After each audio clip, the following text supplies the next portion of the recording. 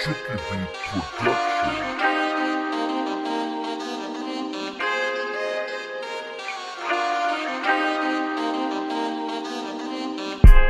How's it going, Justin Incredible? Cable Guy is me, just incredible, and we are kicking it one more time for the people on this wonderful Tuesday, and couldn't be happier, brother. Hey, that's good to hear. That's good to hear. So, what's been new with you this week so far? Well, I mean, we're doing our thing here, just wrapping up the final days of shooting on this crazy little documentary called Credible Recovery Redemption, which is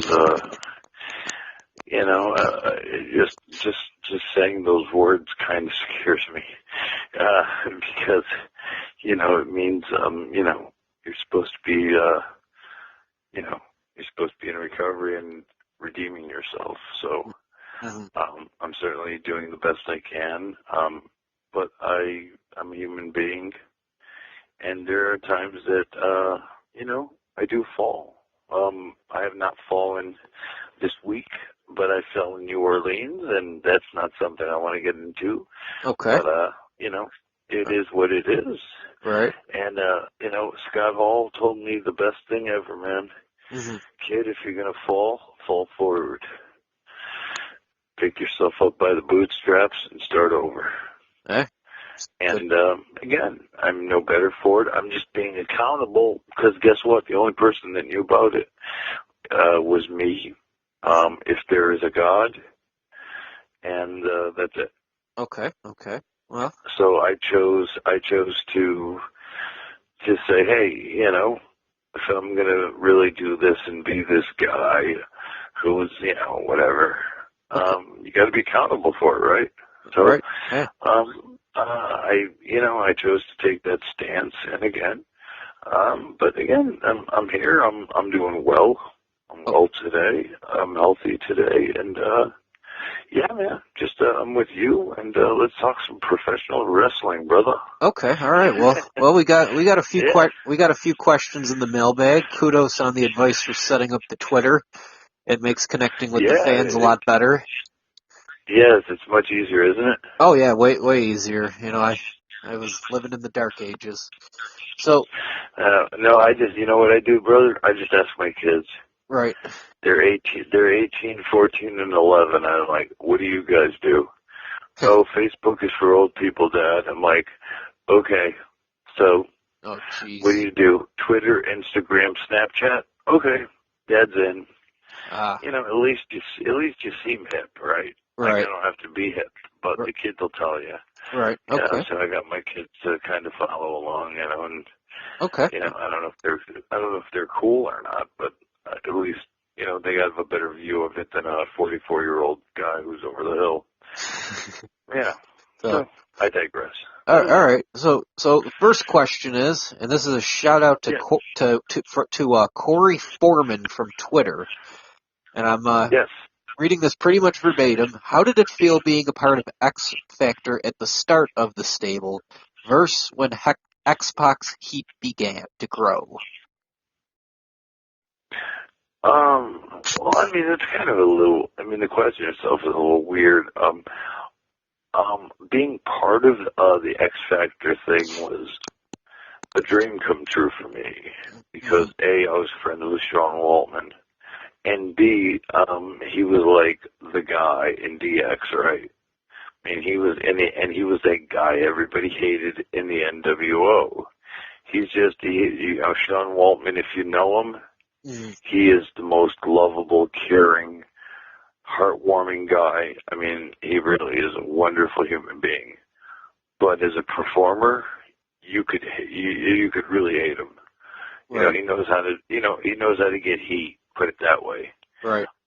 So I was thrilled. I was thrilled to just do any kind of business associated with him. Not to mention we were friends from the early 90s. So it was just an honor. Yeah, dude, unfortunately, I think both of us could see and we would, we said it separately in separate interview pieces that it could have, gone much better, much further. It just wasn't executed properly. But wow, we could have been like the Midnight Express, kind of like that bad guy tag team, like the little guys, the weasels that somehow kept getting the victory over the teams that were better than us, stronger than us, like the Hardy. We feuded with the Hardys for a minute. Okay. We worked a lot with Bedouin, Guerrero, Eddie, and Chris. Okay. God rest both their souls. And, so we had some, unfortunately, it was also the time of the invasion. So it was like we were also lost in the shuffle of, like, basically every talent imaginable was a free agent. Okay. So I was just lucky to be like, I got a 3-year contract. Dude, I'm cool. Kind of, because a lot of guys didn't. Right. Because everything fell apart and kind of went to Vince. Right. So I was just, if I think he feels the same way. If he was asked a similar question, I think it was a missed opportunity as far as where the team could have gone as a heel faction. But nonetheless, I'm personally, at least for me, speaking for myself, I'm glad it happened. I thought it was super cool, and anything I can do with my brothers, and he's one of my brothers in arms. Mm-hmm. I always get this question all the time. Okay. Are you Click? Are you not Click? And if you're Click, why don't they put you over as Click? And Scott Hall said it best. He goes, dude, you were Click from day one. Unfortunately, you were Click without, you got the heat, but you didn't get the reward. Right. Because he's like, because I was riding with them, mm-hmm. and, I was just unfortunately an undercard guy. Right. And that's not something, it's like if you have to call yourself something or boast about something, right, then you're kind of faking it, right? Right. Like if I have to go out there and say that I'm something, mm-hmm. I'm kind of full of shit, right? I'm not really. So I say, hey, you guys judge for yourselves. You guys ask players in the game, and they'll answer it for you. So I don't. To me, it doesn't matter if I was Click or not. Those guys are my boys. They're my friends. They're guys who I still talk to this day. Right. On a regular basis. So to me, that's all I needed. But again, it's in fans' eyes, fantasy booking and. How fans like to indulge and enjoy and have fun with what we do. Right. I don't know the answer. I guess Vince never trusted me or thought I was marketable enough to make me, I guess I was too scary for him to sign to a Legends deal. But again, then he paid for my rehab, so what could I say? Right. Hey, well, I digress. I say they should have given X Factor more of a chance. Like, the NWO wasn't built in a day. Am I right or wrong? Right. DX wasn't built in a day. DX was like a 2-3 year in the making. Am I right or wrong? Absolutely, and it was really an offshoot, Right. And we were really following in the role model of Big Albert, A-Train. Mm-hmm. He was supposed to be the Kevin Nash. Mm-hmm. It was almost supposed to be like the Impact players. The two little guys who could wrestle. Mm-hmm. And Albert was supposed to be the spoiler. Okay. When we couldn't get the job done in the ring. Right. The baby faces outbeat us or whatever. Okay. He was the guy who would, come in and ruin it for the you know what I'm saying? Yeah. For the baby face. So that was the whole gimmick. And then, like I said, unfortunately with the invasion, so many angles and unfortunately really so much good talent getting thrown by the wayside, and I was just lucky to have a job at that time. Okay. Really. You know, comparatively speaking, you know, there's a lot of good talent. I mean, we went from having 300 or 400 full-time jobs in professional wrestling to probably less than 100 in a matter of months. Oh, jeez. So yeah, I mean, think about it really. Yeah. With the merger, yeah. You know, with the buyout and stuff, and with ECW and WCW, it really was a huge shift of power of the way business was done. So I was just lucky again to just have a home and have a steady paycheck. Just from a man's standpoint, you know. So yeah, I mean, you know, it didn't work out the way it could have. I thought it had a lot of potential, especially with Pac. I think he's a genius. I mean, he's a heat magnet. People love, you know, anytime he got in the ring, dude, they hated his guts. Especially back in the Attitude Era, they couldn't, you know, they just did not like him. You know, and of course he could, you know, he's tough as nails and he could back it up in the ring like nobody else. Right. You know, he's uber talented in the ring. Still is. He can outwork me. He can outwork me any day in the ring today. He's still out doing it, right? Oh, he's doing it hard, dude. He's still in great physical shape. You know, he's in better shape than I am. I'm not saying who was better in their prime. That I don't know. We'll never know. That's fantasy booking. Right. But I know that today he is in much better shape than I am, and he is still doing it at a high level. So, you know, much respect to Sean. And I talk to Sean all the time. He busts my balls literally every day. So, you know, it's all good. It's all love. It's all respect. Right. You know. Okay. All respect. Okay, so moving on here, and now here's a question. Here's an interesting one, and I am like 98% sure I remember watching because I remember watching this happen. I'm 98% sure that it was you who was in the ring at the time. Do you remember that angle with Canyon trying to get with Lita? Oh, jeez, I don't. Okay, well, I really don't. Okay, well, there was they'd only did it for like 2-3 weeks, but what happened was that he kept trying to like flirt and get with Lita, and Matt Hardy was getting angry, and then for the main event of Jacked or Metal or Shotgun or one of those things, basically you were doing a tag match with Canyon, and he just like straight threw you under the bus and just ran out of there when Matt Hardy chased him off. Now, the question is, whose idea was that for them to just leave you there? I have no idea. Was that? I don't even, you know, but that's how funny how that stuff works is, I don't remember it. Yeah. Like, that is the first time I'm like, I mean, seriously, it's not like I was messed up. Well, we were literally working. We were working that much. It was like 17 years ago, you know?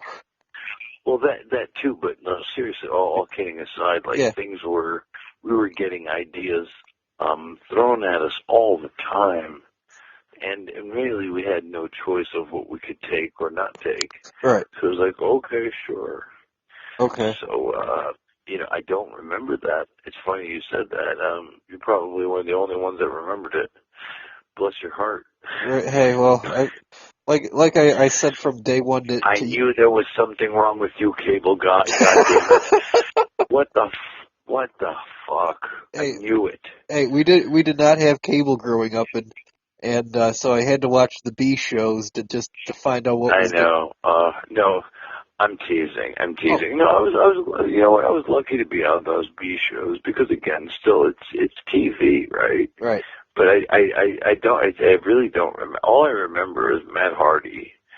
I'm super glad he's getting what he's getting now. Yeah. Because I know Jeff. I know. I know. Again, I say it to you, Ryan, or Pro Kayfabe, Cable God. I've told you a lot of things, and I know where a lot of the secrets lay in Stamford, Connecticut. Right. And those guys were two guys, Matt and Jeff, very close to my heart. Right. Dear friends, them friends personally, professionally, but they're very good people at heart. They're great people. Yeah. And Matt was always more of Jeff was more of very much what he is, the free spirit. Okay. Where Matt was more of the calculated, thinking man's wrestler, booker, entertainer. I don't know if I'm saying it right, but he was more of like he was always thinking of like that Woken thing that he's doing now, that he did in TNA. Right. Or Impact Wrestling or whatever you call it. But it got over for a reason. Right. I reinvented the Hardys. Jeff Hardy just has to be Jeff Hardy because, A, he's a good-looking young man. Chicks dig him. And he's cool. And he's very easy to be liked because he is a lot of guys, who wouldn't want to be Jeff Hardy? Oh hell yeah! I tried to cultivate my beard to look like his for a while. I failed miserably, but yeah, and you know what the sad thing is? Yeah. I believe I traveled with the guy for weeks. Yeah. He doesn't even care. He doesn't even do nothing. He just wakes up. He's that good looking and he's that good. Huh. That's what pisses me off about him. Yeah. He doesn't even have to try. He just is. Yeah, I even tried. Where we have to try, right? Yeah, I even went and had the barber do it and had to pay like $15-20, and they're like, dude, you look like an idiot. Let me fix this. Yeah, I get you, dude. He can pull it off. I can't. He could pull off anything. Now, While we're on the subject of Jeff Hardy, don't ask me why this whole flashback just came into my mind, and he probably wouldn't remember this because, now as an adult, I realize, that, especially in his position in life, I realize this could happen quite a bit. But there was a time where I actually had an encounter with the Hardy Boys and Shane Helms, the Hurricane, while they were on the road, where I was driving down to Florida on a family trip. And we were in North Carolina, mind you, and that's where they're from. And we're driving along, and my brother says, "Hey Ryan, look, it's the Hardy Boys and the Hurricane." And I'm like, "You're full of shit." And he's like, "No, it is." And I look over, and lo and behold, there's Jeff Hardy driving, smoking a joint, Matt in the passenger seat, and Shane Helms, out of costume in the back. And I just looked at Jeff Hardy, and he looked at me like this deer because we were right next to him, and he was like deer in the headlights, smoking. And my question is, how did he get away with doing that back then? Because I know that wasn't the first time that probably happened to him. Well, he probably looked at you and said, "Hey man, what's up?" No, he did. He gave the nod, and it's just like, yeah, he didn't care. He don't and care. It's like we were. My brother made made the smoking a joint gesture. It's totally acceptable. And he's just, and we were laughing our asses off, and nobody believes us. Brother, that's the beauty of Jeff Hardy is he is no gimmicks needed. That kid is who he is. That's really him. For good or for worse. Right. I'm not saying it. I'm not one to judge. Right. Because I have demons deeper than most people. Right. Deeper than his. But he's just. Hey man, what am I doing wrong? Yeah. Hey man, and he taught King of the Hill. Yeah, very, very big fan. He talks like Boomhauer. Really? Here's a conversation with Jeff. First of all, I'm from New York area. He's from the Carolinas. So Jeff, what's going on, man? What are we doing? Well, man, Paige, we're going to tell something. Man, goddamn, go eat something, Waffle House. Don't man, go rest out and then get a hotel, okay, man? Oh, what? Jeez. Yeah, he's Boomhauer from King of the Hill. That's how he talks. And somehow that makes sense to me, and I'm like, okay, Jeffro. Yeah. Yeah. See, Matt was always Matt was always the cerebral. He really was the cerebral. Yeah.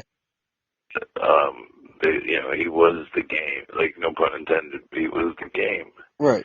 He's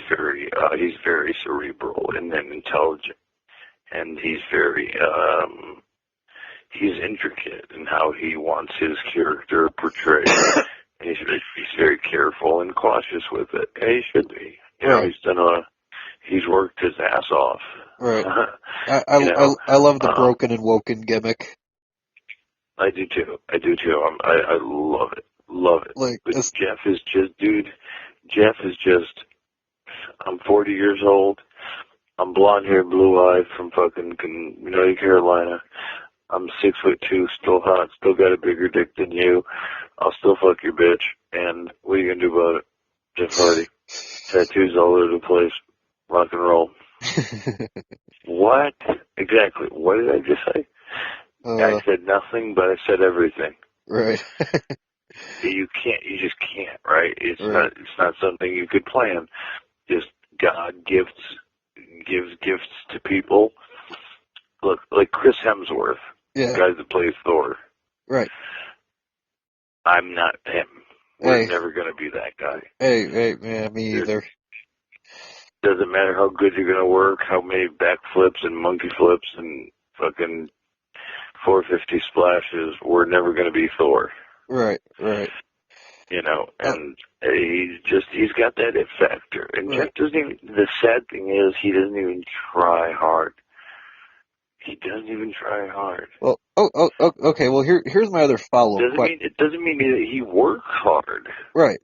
But he doesn't even, he's not, like, trying. Well, like, he doesn't have to try hard. It comes naturally to him. It's what I mean. I'm not dissing his work. No. I know exactly what you're saying. Like, it's just like I have to work super hard to get that fucking close to cool. He's just like cool, like automatic cool. Right. It sucks, dude. I hate my life when it happens. You know? Well, fuck you. Well, here's my other follow-up question about that whole encounter I had with Jeff Hardy. And this is me, like, as an adult thinking about, like, because mind you, I was in middle school at the time when this happened. Or actually, no, high school, excuse me. And, here's the whole thing, and this is something I'm sure that a lot of people know as adults, okay? Now, I told you, we're driving down the thruway, and I look over, I see the Hardy Boys with Jeff Hardy smoking a giant cannon hanging out of his mouth, just giving us a nod. Now, what people may or may not know about doing that down in North Carolina is you can get in a lot more trouble for doing that down there than you can up here in New York. Like New York, New York, they're going to pull you over. You're probably going to get arrested, and you're probably being drug court or something after you're in the pound your shit and everything like that. But down in North Carolina, you could go to jail for like 2-3 years for doing that, man. I know they have no idea how much trouble you can really get into for something like that. They didn't know. They didn't know that they would want to make an example. Like, no offense to Jeff Hardy, but I could definitely see them wanting to make an example of him. You know. We were just again. It was so innocent because, again, we were honestly just out there, just trying to, really honestly, just like, really just like having fun, doing what, you know what I'm saying? Like, it was the most innocent of times. Right. It's like sometimes as people try to play it up to be like this crazy stuff, we really just were having fun being pro wrestlers. It's like, God, we're doing our dream job, Right. And what did 20-year-old kids doing their dream jobs get to do, Right.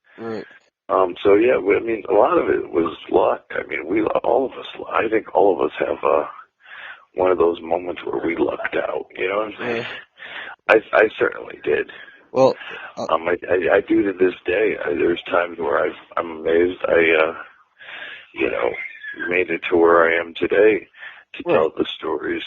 And hey, watch. I'm glad. I mean, and one thing I'm glad is the business is not that way anymore. That's one thing I'm glad about. It's it's like that's what it used to be. It ain't like that no more. Right. And but it's like I reckon it's like the how it was in the 80s back in the Sunset Strip in Hollywood, kind of a thing, Okay. like those stories of can you go and see Guns N' Roses at the Rainbow Room, or those you know what I mean, when there's like 500 people in this small building seeing like these amazing bands, Right. So it's that's what I attribute that to. Okay. But it was just it was a special time in the business that will like the mid '90s, late '90s with ECW. It was that time in wrestling where it was rock and roll on the Sunset Strip in LA. Right. Right. And okay. it was special. Special stuff. All right.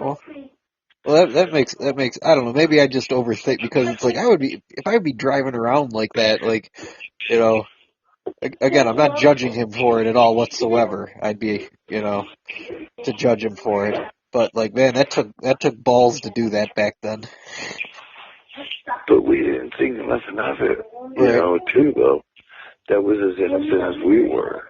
Right. We were just like, hey, we're just doing our, you know what I mean? It was, okay. And that was the beauty of it, in my opinion, or at least for me. Like, I could speak on my end. I can't speak about anybody else, but we were just doing what we did. And we were just trying to do, you know what I'm saying? It's like, we were rebels. That was like kind of how we got, whether it got us our cool card or not. It's like, hey, we're doing our thing. And it doesn't work in the PC world of today. Right. Do we get away with it today? Absolutely not. This is, this is glorified, and of course, the old days and blah blah blah. But look, it was just at that moment, a snapshot in time. Look what happened to RVD and Sabu. Because let's call it what it was. Either RVD had some real good, or they pulled him over and he was smoking, or they just had smoked weed in the car. So that's how they found everything else. When again, not judging him for it, but it really screwed things up for him. That was that's and that's very real.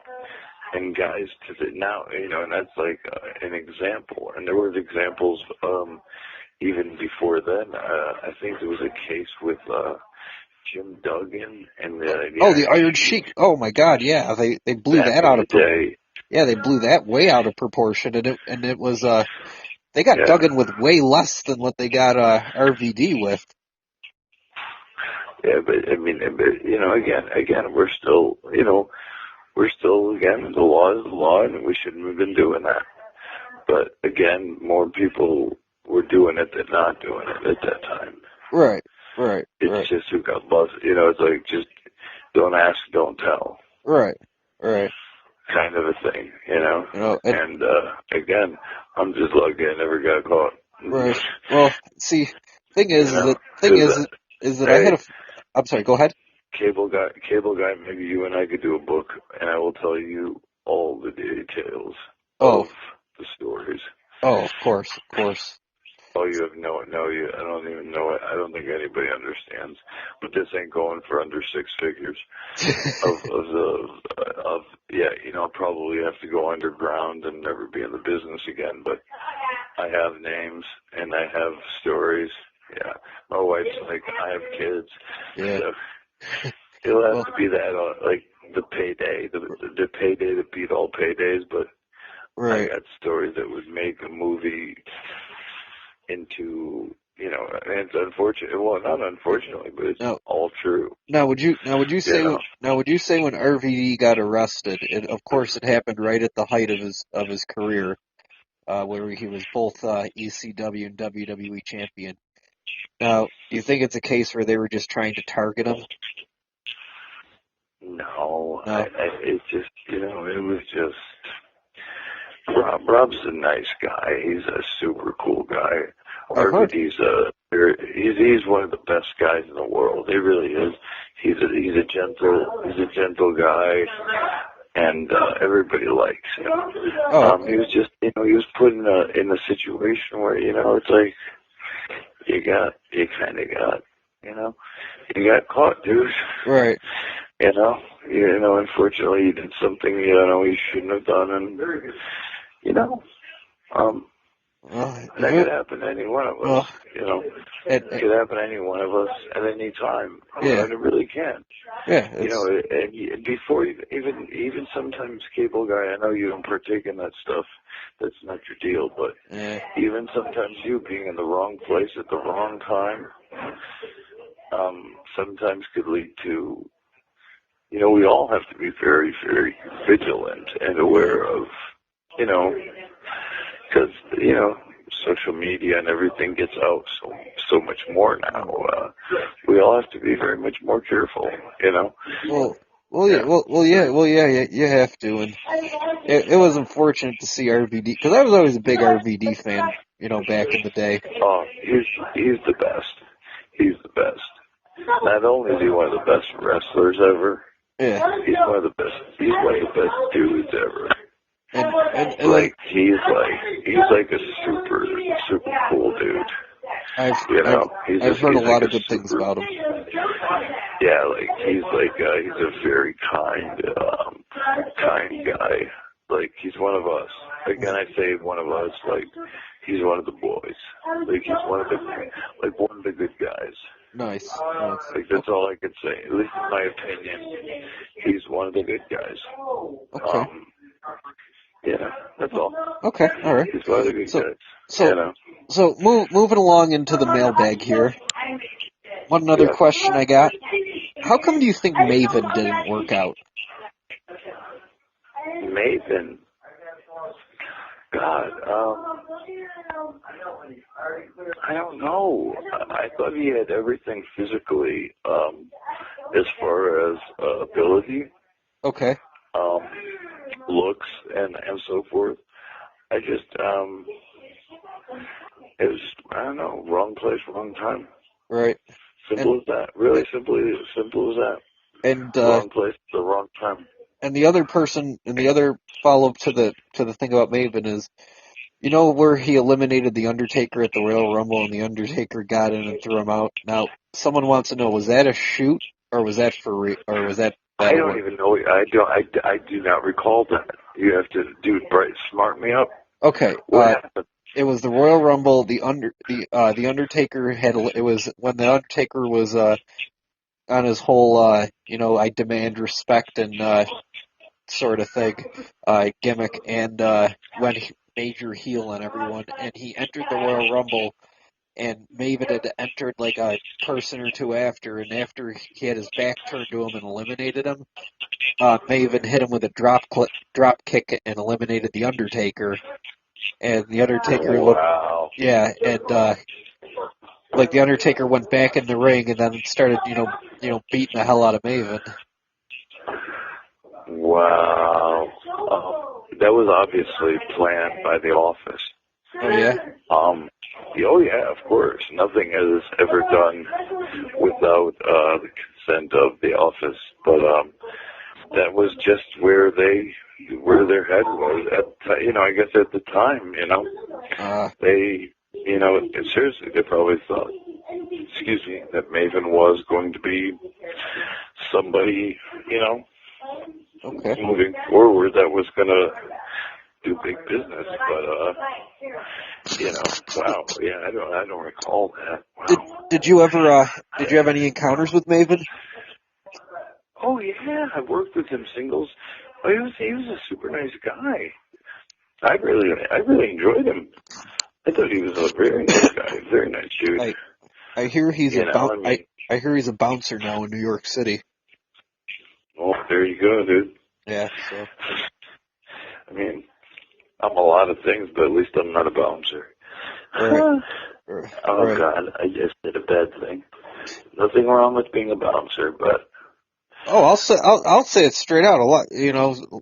I've known some guys who were bouncers at like restaurants and clubs that worked at. And they were nice to me specifically, but there's a lot of bouncers, especially in like the mid 2000s and whatnot, when I started to go to clubs and everything and bars. Oh, they were dicks. They were not nice people. Well, to me, it's like one of those jobs where it just, it just kind of like, you're a bouncer. To me, it's like that job that, like, it's like, okay, any knucklehead, musclehead, big guy, it's like, it doesn't take, that's just something I wouldn't want to be. Me either. Because I'm not tough. My gimmicks will work. So I couldn't fight my way out of a wet paper bag. That's first one. So, but second one, just doing, you know what I'm saying? Just like, oh, he's a bouncer. Really, 44-year-old dude, like, that's what your career, you're a bouncer. Right. Good. You know what, dude? You did fucking great for yourself. You're, top of the world, you kid. Just kind of, you know what I'm saying? It's kind of like, all right, dude, you're kind of like a fucking loser. Plus, you can get shot and stabbed while you're doing it. Yeah, it's a thankless job. I mean, look, I'm not tough. I'm just incredible as a work. It's all fake. Everything I ever did is fake. I'm a hell of an entertainer. And I'm glad to be that guy, but yeah, not bouncer, not doing that. That to me is like, right. It's just as shitty as a stripper business, because there's a lot of nice ladies that have, taken their clothes off for money, who are not, not bad people, or have not been, not, I'll say they're not bad people for doing it, or sexually promiscuous for doing it. Right. But still, it's that stigma of, you're still a bouncer, you're still a stripper, you're still that guy, that person, male, female, whatever, it doesn't matter who you are. Right. It's, all inclusive package. Right. It's just, at 44, I'm just aiming for a bit higher. I think they've paid enough dues to aim for higher. Right, I hear you. The business just wraps you up in it, and if you don't allow it, it'll spit you out, man. Right. And that's what we're trying not to do here, dude. That's why you and I, Cable Guy, we do what we do. And through these honest conversations, and I wish more people would honestly listen to these things. Right. Take 30 minutes of their time, 40 minutes of their time, just hit the play button and listen. There's so much knowledge, so much insight, and in the business being dropped on these deals that you and I do. Yeah. It's amazing. Like, there's really, like, I didn't get that advantage, unfortunately, when I was coming up. Like, really, we did not have that info. Right. We had to figure, you know how I had to listen? I saw my name on a board.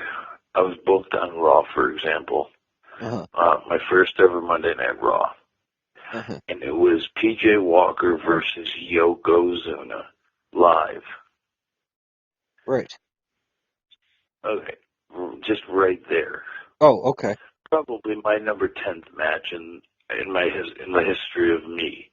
Like, number 10 match of all time. Like, oh, wow. Ever. Like, I've never had, no more than 10 matches under my belt. Usually people have to have a couple hundred before they get on Raw. Yeah, well, I was, again, right place, right time. Right. And that's really how everything in showbiz works, whether it's music, Hollywood, movies, whatever, wrestling. Right. So Very yeah, true. I was in that spot, and Rodney didn't talk much. He's like, "All right, kid, just hit you with this, hit you with that, took your chin, bonsai." I'm like, "Okay, sir." Dude, he beat, like back then. Yeah. I don't think people understand. In the early, it was still WWF, not it was before the Attitude Era. Yeah, I remember. You sold for your life. Right. Like, if you didn't sell enough, they would just hit you harder, or beat you up more. Right. So like everything they hit me with, or would, a maneuver or something I could sell, I would sell like they were like committing bloody murder. Mm-hmm. Because if I didn't, the next one was going to be stiffer and harder. Well, you said in previous interviews that because you know how because when I first interviewed you and I actually watched that match doing my research how with the head shrinkers. Or the match with you and Yokozuna where I thought he legitimately hurt you because you said you used to work the boys and they'd be like, "Oh, are you okay?" Oh yeah, that one was one of them. But there's one with me and the head shrinkers. Yeah. Where they literally, I was bold enough to tell Samu and Fatu being, I think he was Rikishi, right? Right. Yeah, not Sammy, Rikishi, but whatever. Right. I told them, I could take a good backdrop, so I wanted to put them over, right? So I'm like, I can get good leap, I have good vertical ability. I was a good basketball player. Like, I could dunk a basketball. Like, I got good jump. Okay. Give me a big fucking backdrop or something. Well, somewhere down the line, one of them thought they were giving me a backdrop. The other guy thought it was going to be like a face plant, like one guy thought I was doing the back bump. The other guy thought I was going to do like a belly bump. Do you understand what I'm saying? Yeah. Like where like you shoot a guy up high and he lands on his belly. Yeah. And then the other one where you just take a legit double backdrop. Okay. Where you land on your back. Right. Well, somehow one thought they were doing one, the other thought they were doing the other. So what happened was 19-year-old PJ Polacco took a spear from about as high as they could throw me into the canvas and knocked out cold on national television. Live, mind you, live. Ooh. So not only did they take a cold, dead body live on television, which I could have been paralyzed, mind you. Right. They moved me to tag my other partner in, who was just another job guy. Right. And they finished the match on him. Somehow, I got paid. I drove to said Manhattan Center in New York City. I live in Connecticut. It's about 2 hours. Somehow, I remember going to the ring. Somehow, I woke up at my parents' house in my bed. Oh, wow. How'd you get home? I drove. Holy jeez. Don't tell me how. Oh, wow. I had my wallet, my gear, my clothes. Somehow I made it. But could I identify that I did that? You could have told me if I murdered somebody and I couldn't have told you I didn't. Again, of course I didn't. Right. No. But what I'm saying is I was not there. Okay. Like, I was effed up. Right. And that's dangerous pool, dude. Right. It's playing with CTE. I have so many of those stories of concussion syndrome, which very much scares me with depression and addiction, which is a place that nobody really wants to go to. And I'm kind of afraid to go to it too because I don't want to deny the help that the WWE has given me through their wellness program and helped me. I don't think, they did not cause my addiction through me being part of their being a wrestler. No. They're not at fault, but through the CTE protocol, dementia, what happened with Benoit, what happened with guys in the NFL, we didn't have that concussion protocol. Like, I remember I had a concussion with Jerry Lynn in your hometown, Buffalo, New York. Oh, yeah. I got a concussion with Jerry in Buffalo on Thursday at the university. Right. That beautiful university where we used to shoot. On Friday, there was Queens, New York, Paulie gave me that Friday off, but then Saturday I had to do 2 out of 3 falls. I didn't know. There's a week where there was a lost week in my head. And my wife couldn't drive stick shift. And at the time I had a brand new, I'd bought, with my WWE money, I bought a brand new Volkswagen Jetta. But it was stick shift. Right. Because, I liked stick because, you could hit the corners a little faster or whatever. I was a kid, whatever, a student. But she couldn't drive stick shift. So after that, again, I got knocked the F out in Buffalo. Barely made it to New York somehow with me driving. Got New York off, but Saturday did a 2 out of 3 falls match with Jerry Lynn for Philadelphia at the ECW Arena with a horrific blackout concussion. Oh wow! And for some reason there was a convention in town that had nothing to do with wrestling. It was just something was in town for business, whatever. All hotels were sold out. It wasn't a matter of money. I had plenty of money at the time. Right. But all hotels were sold out, and Jill couldn't drive stick shift. So, and I was literally every 20 minutes I would drive. Literally pull over to the side of the Garden State Parkway, puke, pull my head down, stay at a rest area for another 20, 30 minutes, puke, drive to the next rest area, puke. Oh, man. Because she couldn't, again, and this is what I got home from, the show ended at 11 p.m. on Saturday night in Philadelphia. And after that entire weekend, it was Buffalo Thursday, Queens Friday, Philly Saturday. I got home at Sunday morning in Hazlitt at 7 a.m. after throwing up, and a 2-hour ride took me at least 6.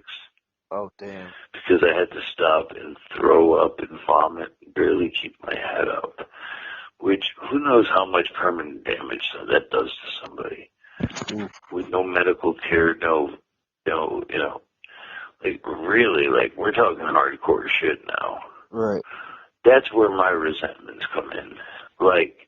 It's I played nice all those years and played the good guy where I didn't talk too much, didn't say anything, but it's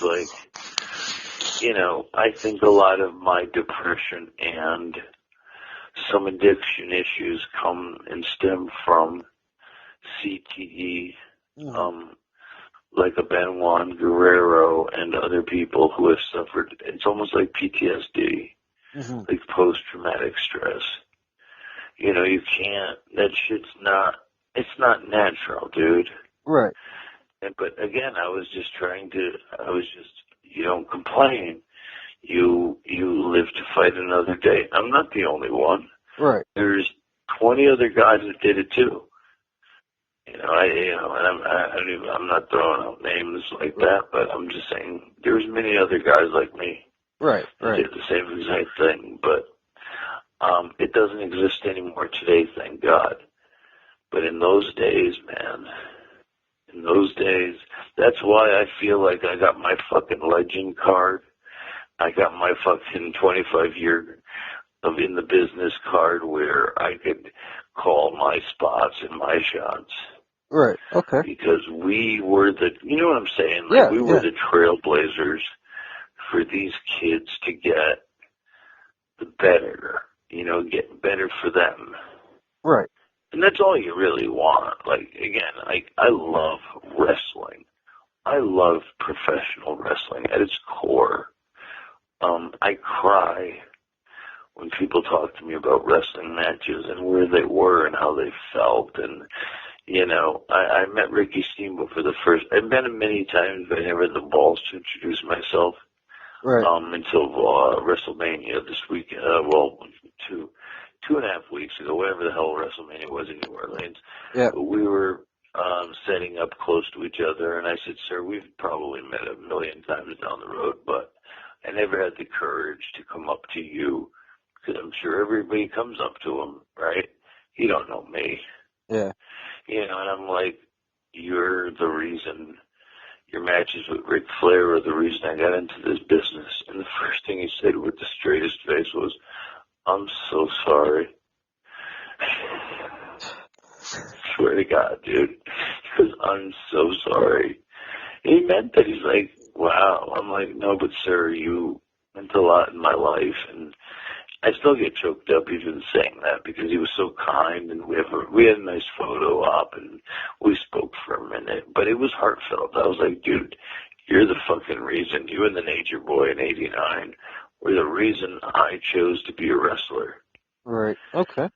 Like, you know what I'm saying? No, Like, that was I know, powerful. I know exactly That's what you're saying. powerful shit. And he was like almost like, you poor son of a bitch. I'm so sorry. You know, like, almost like, oh boy, you did not know what you know, almost like what I'm saying to you now. Right. Like, y'all don't know what you're getting yourselves into. Right. Hey, the world of wrestling, you know. But again, would I change it?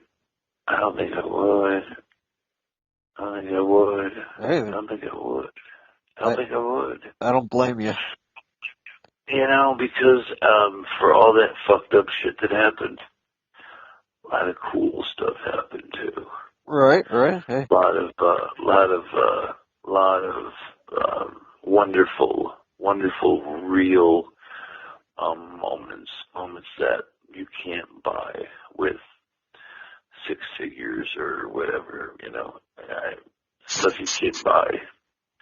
So again, you know, sure, my life could have been different, would have been better. Who knows? Hey, I could have been like some rich yuppie financial guy with, who knows, with this probably the same fucking alcohol demons. You know, not that, you know, again, addiction chooses no shape or form. Right. You know, I don't blame the business for any of my ailments. But it's just interesting how the cards kind of sometimes line up, you know. So right, okay. It's kind of cool little backstory, but okay. Yeah, at least I got my picture with the dragon. Okay, yeah. You know, okay. I got one with the Nate and one with the dragon. Oh, okay. So bucket list, I'm good. I'm good. Okay. All right. Now we just got to get one together, me and you, Cable Guy. Oh, for sure. Well, we'll have that up sooner before later, because I'll be down later this week. Well, you better be. So I'm counting on your ass. So moving along, another question I got, and this is something I could understand, because I used to sort of make these observations myself. What was the attitude? Now, you said you were just happy to have a job, but there had to be some guys in the locker room who were stuck on the B shows who were just plain salty. Like, what was the attitude? Was it like 50-50? Were there guys, I'm just happy to be here, or were there guys like, oh, why am I on Shotgun? Yeah, there was both. Sure. I was legitimately just, to me, at any time. I mean, if you really think about it, anytime you're on national television, you're on national television, right? Yeah. You know, it's not like, you know, it's still like the ratings for those shows were still pretty high, comparatively speaking to the jabroni shows that they show today, Right. for example.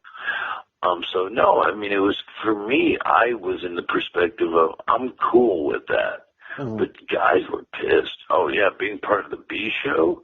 Oh, do you man. feel like putting anyone out there who was salty? Oh God, Bob Holly was pissed. Billy Gunn, Bart Gunn, they were always pissed. Really? Really, Billy? Yeah, dude. Billy always seemed like he was enjoying himself. Yeah, of course, but he was pissed. Like Bart, he was pissed until he got part of DX. Yeah, but even he started getting that DX money. Yeah, but even after DX, right before he did when he became the one Billy Gunn, he always seemed like he was enjoying himself. Billy's a great guy. He's a super cool dude. Oh, I've met Billy. He was cool with me. He's super cool, right? Yeah, he was. He's a super chill dude, but he gets, again, we all have that chip where, if you're a competitor, and again, we're talking about being competitors, but competitors in a fake business, right? Okay. So we can't, you know what I'm saying? You know what I'm saying, right? Like, yeah. We're competing, but we can't. It's not a win or lose. Like, we can't choose to win or lose. It's fake. It's predetermined. Right. We're physical actors. So it would be like if Billy was in a shoot, Billy would win because he's like 50 years old right now. He's still fucking hot. He's still jacked, and he's a thoroughbred. And he would kill me in 2 seconds. Yeah, Not to mention, like, any other young kid. Yeah, he's like a genetic freak. Oh my God! People don't unless you met Billy Gunn, you got to when I went up to him, I shook his hand. I said, "I've been a big fan. I think you're awesome, and I'm going to regret not saying hi to you." And so, he's giving me an autograph. We're taking a picture, and right before we take the picture, I was like, "Yo, let's both flex," and we do. And I had been lifting weights for a year and a half, like being very disciplined about that and dieting and everything, and I'd put on like 25 pounds of muscle. Oh my God, Sure. Billy just engulfed me. Yeah, he's a beast, dude. He's a genetic. Again, like that's the thing is a lot of guys, people don't get it. WWE guys are like world class. They could be world class. Anybody could be NFL kind of caliber. Like they're those kind of guys. They could be NBA guys. Mm-hmm. They could be like that special genetic freak shows. You know that you can't. No matter how hard you train, I'm not going to be 6'6". Right. And like 240 or 250 lean muscle. And be able to move like that too. And move like a cat. Yeah. And he does it effortlessly. Oh my God. And he left, dude. I remember we were at a hardcore match. Me and Billy Gunn, right? Yeah. We're fighting on the floor. I think I suplexed him through a table, right? And we're still fighting on the floor, so we go knee to knee, like we're both on our knees. Yeah. Exchanging right hands. And Billy's pretty easy, like he's pretty light in the ring. Yeah. But by accident, dude, he hit me as hard as he could with the knuckles right on my forehead. Ooh. And he just stopped and he goes,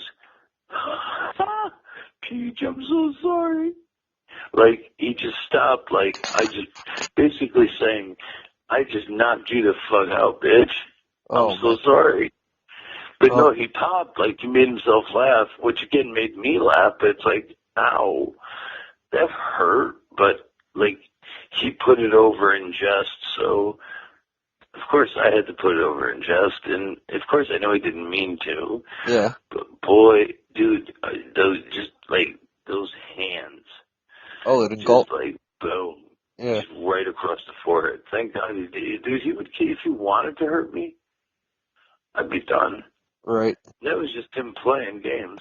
Right. And he laughed. He goes, Peach, I'm so sorry. I'm like, you fucking dick.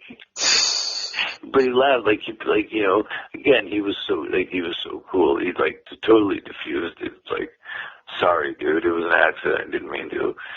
But he did it with humor. Right. You know what I mean? Right. Yeah. And of course, accidents happen, right? Right. And I knew he didn't mean it, but it's like, God, if you wanted to, he'd kill me. Right. Well, he would kill me in 2 seconds. Well, when I met Billy, I was after I got the autograph, I straight up told him, I said, "What is it going to be? What is it going to take to get you on the podcast?" And at first he's like, "Oh, listen, pal, I really don't like doing podcasts," and he gave out his reasons why. And then and basically he says that he gets asked a lot of stupid questions about wrestling, and he gets put on the spot and doesn't like that. And where I told him, all right, Yeah. we won't, and I'm like, all right, we won't talk about wrestling. The only wrestling question we'll ask is if you know that people went around performing your finisher on each other when we were kids. And he started like laughing his ass off. And he's like, all right, maybe. And I'm like, all right, I left a message on your Facebook, so it's open ended if you want it. Haven't heard from him yet, but you know, you never know. Well, This was before I knew you, mind you. So. Well, yeah, you throw my name out there, you can get them for it. I'll get them for you. Right. Well. Funny. That's what you get when you work with me.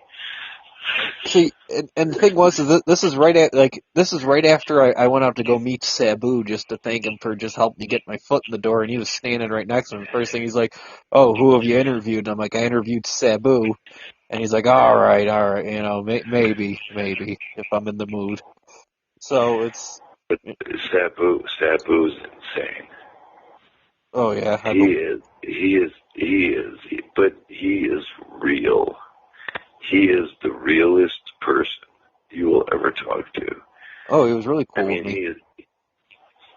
he's so passionate about this business, and you know what his uncle did for. Because if you really think about it, like you know, if you do our history lessons, right. like the Sheik really, like Sheik Abdullah the Butcher, those guys really, Terry Funk, they really were hardcore before hardcore was cool. Oh yeah.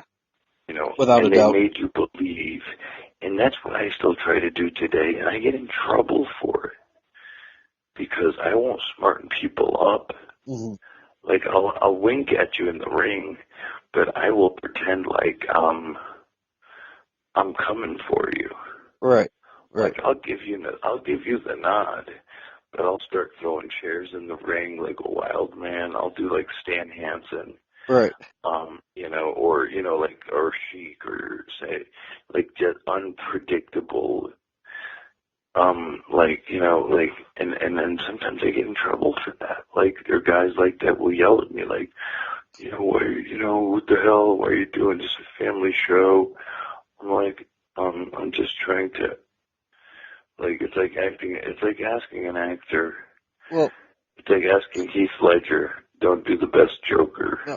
Okay. Do like half a Joker. It's interesting you brought up the term family show. Okay, because this is something I've sort of wondered, because I think the term family show in the whole PG era is sort of a cliche in wrestling, and this is the reason why.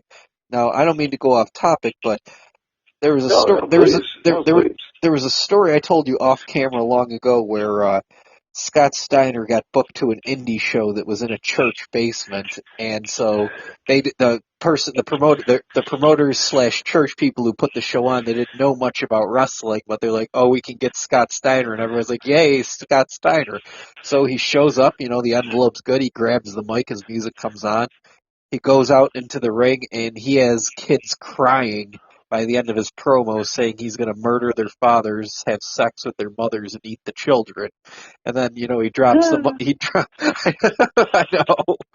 And then he dropped. It's almost humorous in itself because it's so preposterous. Well, yeah. And then, you know. And then he goes back, and the priest and the church people, they're like, you know, what the heck, man? He's like, well, that's what you get when you book Scott Steiner. I'm a heel. Now, my whole thing is what I'm getting at. Don't they understand what they're getting when they book Justin Credible? If they just look back at the history of Credible, you know, Credible didn't carry he didn't carry the kendo stick because he was, you know, just trying to do sword waving demonstrations. No, he was cracking skulls with it. Well, the whole thing is, I mean, I know how to play nice, and that's all fun, but I like to look. I don't make a ton of money at this anymore. So I like to now enjoy my craft through my performance, regardless of physically maybe what I can or cannot do in the ring anymore. Right. But as an in-ring performer, through performance, let's say performance artist. Right. I could still work, dude. I could still take bumps. I could still get color. I could still go through tables. I pick and choose. Right. But I could still be that guy.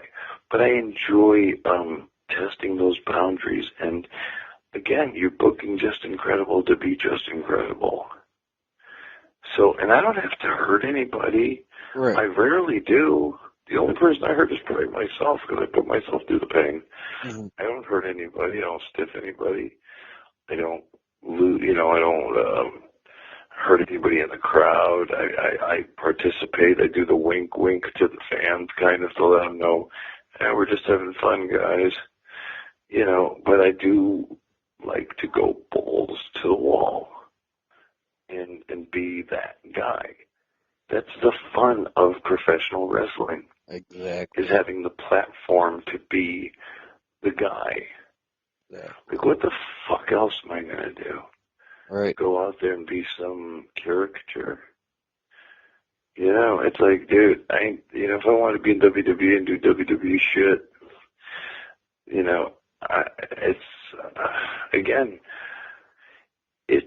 I just enjoy being, I really love being Just Incredible as an actor, almost like an actor. Like, I hate to use actor in wrestling, but I hate sports entertainment more.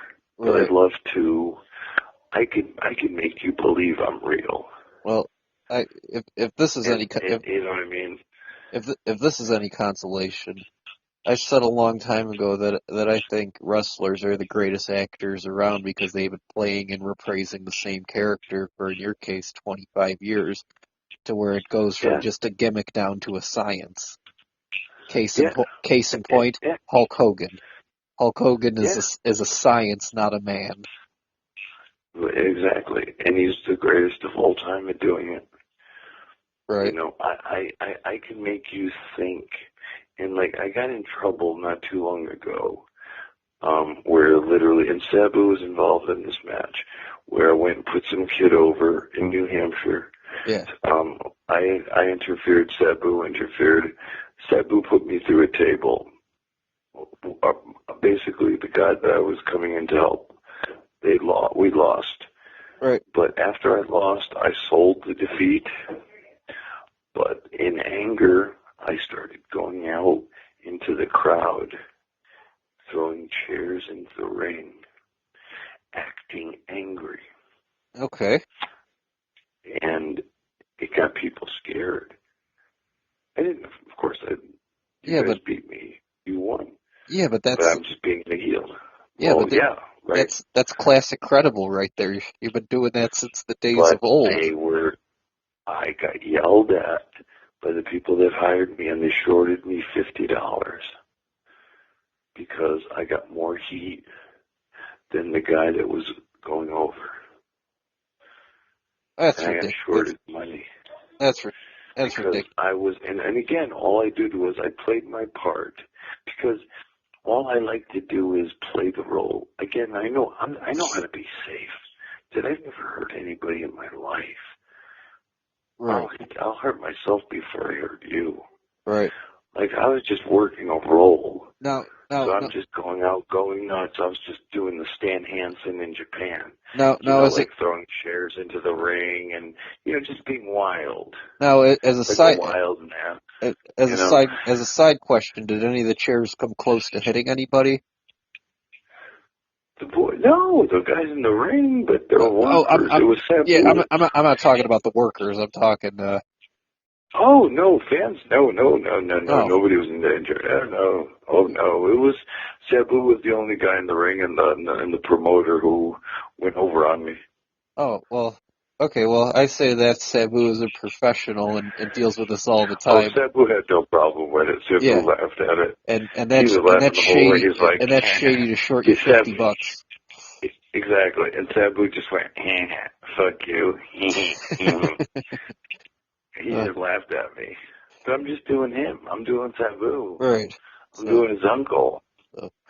I'm just trying to I'm trying to bring that little bit of, can we get that 1 mark or 2 marks or 3 marks? Wow, Credible was pissed. Right. Dude, I don't know, man. Wrestling might be fake, but the eyes on Credible that night, fuck. Right. That was, dude, he was, you try to bring that magic. But no, everybody's too safe. Everybody wants to fucking... Well... That's why. We play it too safe now. That's why ECW will never be replicated, because we didn't give a rat's ass. It's danger zone. You dare to enter, now you're in. Right. Well, it's like... And it was controlled chaos. Right. Because it was just as fake as anything else I've ever done. I was safer in ECW than anywhere else. It was fake as hell. But they didn't know that. Right. Well, yeah, I wasn't allowed to watch ECW. I had to sneak. I've said this before. I had to sneak the tapes and watch it behind my parents' back. And oh man, well, that's the point, though. It was dangerous, right? Yeah. It was that dangerous shit, and unfortunately, nothing will ever grow like that because nobody has a set of balls to allow performers, artists, whatever you want to fucking call it. Yeah. To be artists, whether they're good guys or bad guys. You know, it's not my time. My time's past. Right, right. I'm just trying to give the info. And unfortunately, this business is lost to those people. Yeah. But cable guy, I'm getting the 411 from my wife. She's giving me the evil eye. Okay. So my time is over. All right. Oh yeah, I'm getting the cave. Yeah, I'm getting the 911. I'm gonna rip your dick off. Okay. Version of we gotta go. All right. Well. She said she's already kayfabing your namesake. Thank you. See, we're already killing your gimmick. All right. 2 people killed your gimmick in one show. Oh jeez. One show. 10 more minutes. See. All right, Justin. Can't get Mama Bear hot. All right, Justin. But we will see you next anyway, time, pal. we had a hell of a show. Oh yeah. It was a monumental show, and we'll continue next one. Okay. We're going to see each other very soon. Yep. And we'll just keep following PJ Polacco on Twitter. Follow you now on Twitter. Yep. The YouTube channel. Yep. And just keep following us and pushing us and share. Everybody, please. All the fans, share. All of it, social media, guys, it works. Share us across all platforms.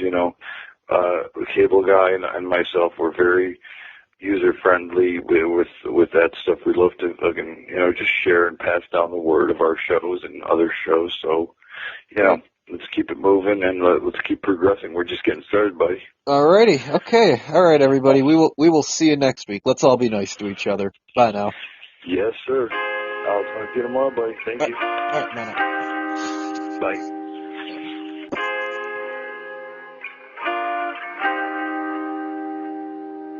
This is a Chicky Beat production.